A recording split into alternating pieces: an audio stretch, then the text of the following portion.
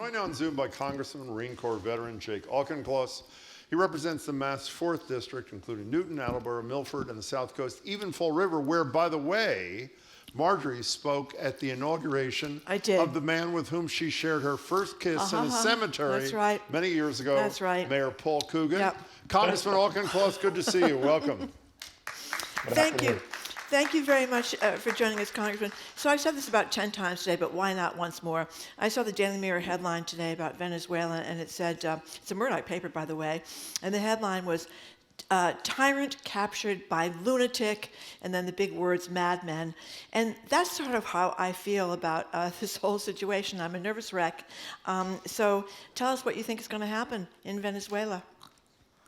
Well, what the president has done is illegal, corrupt, and dangerous. So where do you want to begin? Which of those three should we? Well, illegal doesn't seem to matter to him, right? I mean, he's done so many things that are illegal and unconstitutional. It takes the courts months, if ever, to catch up.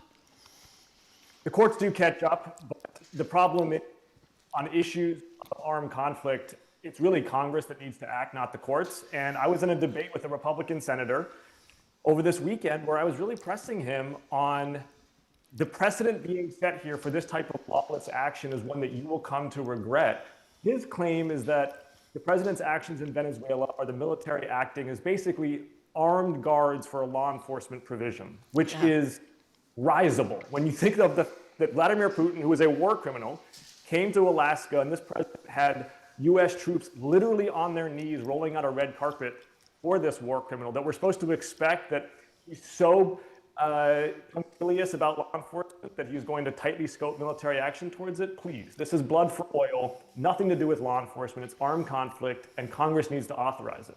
By the way, was that Tom Cotton, the senator you're talking about? Just curious, was it? It was a private correspondence, so I'm not going to name names, but it was somebody, put it this way, it would be really helpful if this Republican senator would speak up, because we actually do know that when Republican senators push back on the president on national security issues, as we're seeing them do modestly on Greenland, for example, it actually matter. You know, speaking of Republicans, the grotesque part of this to me is the silence of your colleagues. And in the years we've been doing this, every time we talk to a military veteran who's a member of Congress, they're about the only people we speak to, at least in the last 12 years, who talk about constant communication with their colleagues across the aisle who are fellow veterans. And I looked up this morning, I may get the number slightly off, somewhere in the neighborhood of 60 to 70 members of Congress who are Republicans are veterans like you are, Jake Auchincloss. When you talk to them about what's going on in Venezuela and what could go on in Cuba, Colombia, Greenland, are they okay with this, or they're just petrified of standing up to Donald Trump? Venezuela, they're okay with. I think a red line, I shouldn't say red line.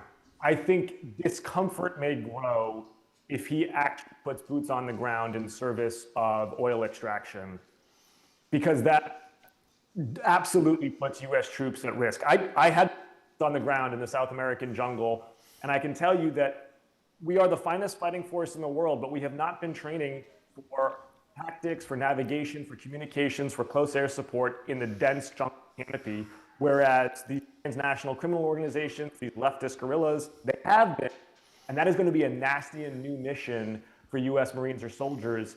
It could cost lives, and in pursuit of what? So Donald Trump can hook up his oil major donors?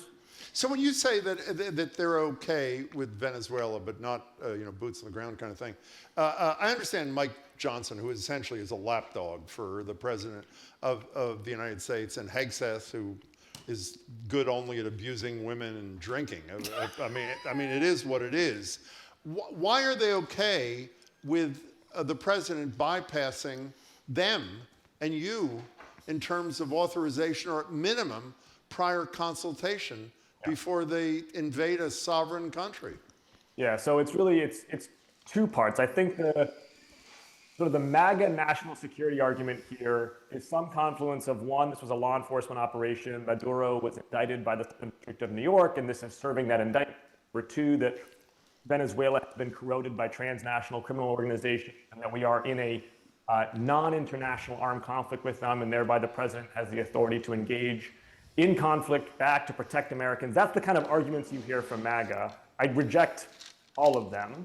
But that's the premise they put forward. In terms of the precedent of consulting Congress, this is the one that really, I think, is so even seen from the other side of the aisle. And what I've said to them is, hey, Mr. Senator, Republican Senator, imagine it's 5 years from now, and President Mamdani abducts Benjamin Netanyahu under the writ of an international criminal court order.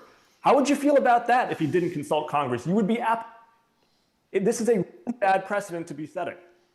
Talking to Jake Auchincloss, member of Congress. Jim mentioned that quite a few members of Congress are veterans. It has really surprised me that there's been not much screaming about Secretary of Defense Pete Hegseth's effort to take away some of the pension of Mark Kelly, going after Mark Kelly for something that we know Mark Kelly, not Mark Kelly, that Hegseth said himself. Actually, we have the sound here from Hegseth in 2016 during these speeches and Fox News appearances, basically saying the same things about Trump that Mark Kelly did. Here it is. The military's not going to follow illegal orders. And so the Trump campaign was forced to change their position and say, we're going to try to change the law so that the military can operate within the law. That's a tall order also. If you're doing something that is just completely unlawful and ruthless, then there is a consequence for that. That's why the military said it won't follow unlawful orders from their commander-in-chief. There's a standard, there's an ethos, there's a belief that we are above what so many things that our enemies or others would do. And most people listening know that Mark Kelly said in the video with some other of his colleagues that the military should not be following illegal orders. How do they square this one? I mean, they don't, right? This is the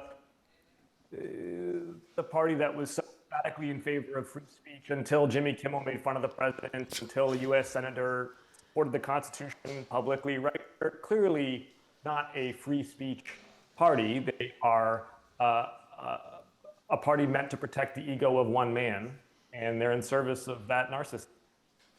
So we talked a lot about this today, and I know you're a congressman and you're not a rally organizer, but I'm not sure for people that are really, really upset by this, everything from the vaccines to the Epstein files to the healthcare to Venezuela to what the president's doing. Can we make it till the 2026 elections and we don't even know if they'll be free and fair? What are we supposed to do? Yes, we can make it to those 2026 elections, and we should not learn or adopt a sense of apathy or helplessness. We absolutely can take back the House of Representatives, and we absolutely can turn him into a lame duck. And we actually have a pretty strong strategy to do so. The first 4 months of 2025 were pretty rocky. I think the Democratic Party was really roiled by that wipeout. But what has crystallized in the last few months, I actually think it's a strategy. And the strategy is two parts. It's a divide and deliver strategy. In Washington, we now have 4 to 6 issues that truly divide Republicans in Congress. We've got, it's Venezuela, it's tariffs, it's ACA premium extensions, it's Epstein, it's posse comitatus, Greenland maybe in the next couple of weeks. You think so? Yes, that Republican conference is a miserable place to be. There's a reason they're all fleeing for the exits, that they are tearing themselves apart. And what we want to do is we want to lock all those ferrets in one phone booth and let them attack each other. But then meanwhile, at the state level, at the local level, where Democrats do have power, we have to deliver. We got to deliver in New Jersey and Virginia, where Mikey Sherrill and Abigail Spanberger are taking the helm. We got to deliver. I was just at Michelle Wu's inauguration yesterday. She delivered a wonderful speech talking about Boston as the beacon of democracy and government that works for the people. We got to demonstrate to Americans that where Democrats do have the levers of power, we will stand for the rule of law and lower prices. Divide and deliver. One last thing, which we've also discussed with virtually every guest we've had today and our listeners. Today's the 5th anniversary of January 6th. We talked about this disgraceful not only ignoring of this plaque, a very, very small tribute to the men and women who risked their lives, some of whom subsequently lost their lives, protecting the very same members of Congress who are ignoring them now. The plaque, who knows where the plaque is? The Department of Justice is fighting a lawsuit to put it up. I believe you were sworn in, correct me if I'm wrong, just 3 days before January 6th. You are protected by these very same people who are being so grossly disrespected. What's your reaction to all this, Congressman? It's a travesty.